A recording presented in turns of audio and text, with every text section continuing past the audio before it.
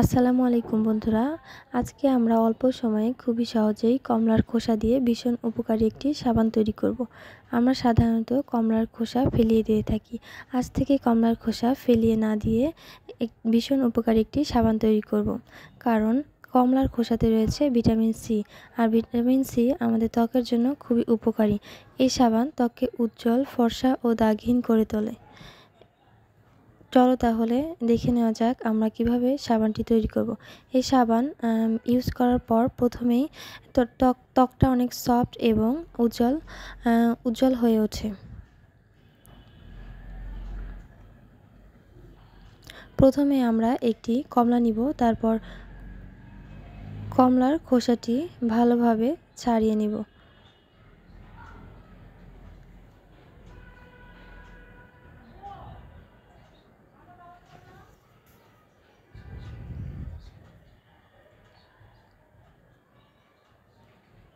এখানে আমি যেভাবে কমলার খোসাটা ছাড়াচ্ছি, তো আপনারাও চাইলে এভাবেই ছাড়িয়ে নিতে পারেন। এবং কমলার খোসা ছাড়ানোর পরে কমলার খোসার ওপরে যে সাদা অংশটা রয়েছে সেগুলো একটা ছোট চামচের সাহায্যে তুলে নেব। কারণ এই সাদা অংশগুলো থাকলে সাবানের কালারটা সুন্দর হবে না, তাই আমরা সাদা অংশগুলো তুলে নেব। তারপর আমরা খোসাগুলো এমন কমলার কালার দেখতে পাবো।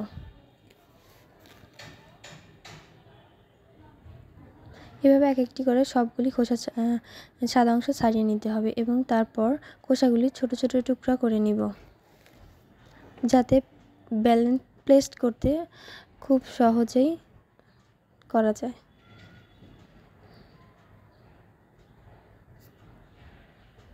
তোমরা দেখতেই পাচ্ছ এখানে আমি সবগুলি কমলার খোসা ছাড়িয়ে ছোট ছোট টুকরা করে নিয়েছি। তারপর এখানে আমি একটি পিয়ার্স সাবান নিলাম। তোমরা চাইলে এখানে পিয়ার্স সাবানটা না ইউজ করেও সোপ বেসটা ইউজ করতে পারো, কারণ সাবান তৈরিতে সোপ বেস মেইন উপকরণ। সোপ বেস ছাড়া সাবান হবে না।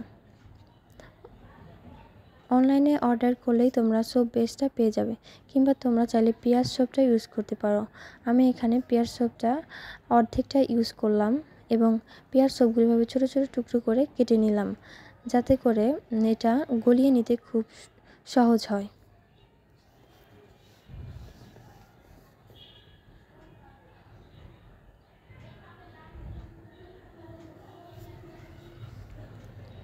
এখানে আমি যেভাবে ছোটো ছোটো টুকরো করে নিয়েছি, তোমরাও চাইলে এভাবে ছোটো ছোটো টুকরো করে নিতে পারো।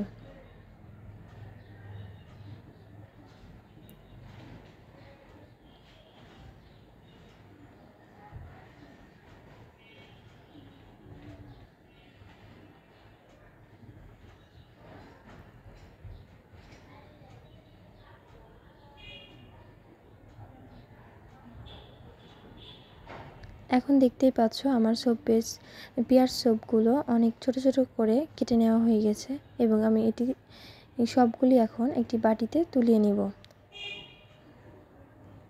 এখানে আমি কমলার খোসাগুলি এবং সোপ বেসগুলি আলাদাভাবে দুইটা বাটিতে রেখে দিলাম এবং কমলার খোসার মধ্যে পর্যাপ্ত পরিমাণে পানি দিয়ে নিব, বেশি না দিয়ে অল্প পরিমাণে দিব। তারপর আমি এটা মিক্স জারে দিয়ে দিলাম। এটা এখন ব্লেন্ড করতে হবে। ব্লেন্ড করা হয়ে গেছে, তোমরা দেখতেই পাচ্ছ কালারটা এমন সুন্দর হয়েছে।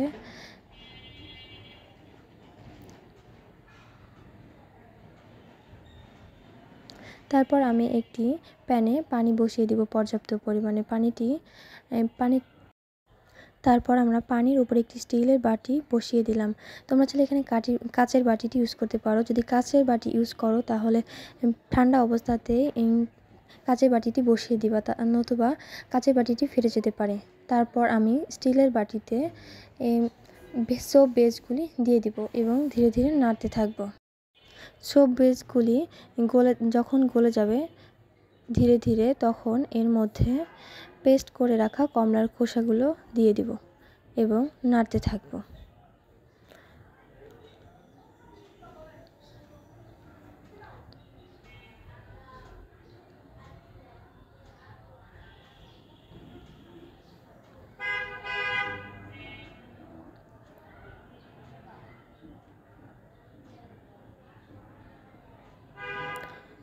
কমলার খোসার অংশগুলি বাটিতে দেওয়ার পর এটা ধীরে ধীরে নাড়তে থাকবো এবং এটা 2 থেকে 3 মিনিট মতো নাড়ব।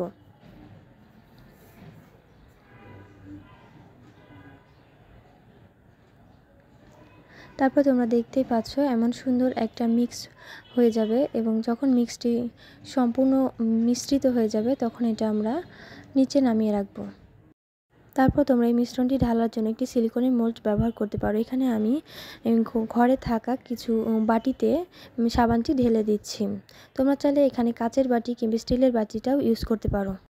তবে অবশ্যই মিশ্রণটি ঢালার পূর্বে বাটিগুলোতে হালকা পরিমাণে তেল বসিয়ে নিব, যাতে করে সাবানটি উঠানোর সময় খুব সহজেই উঠানো যায়।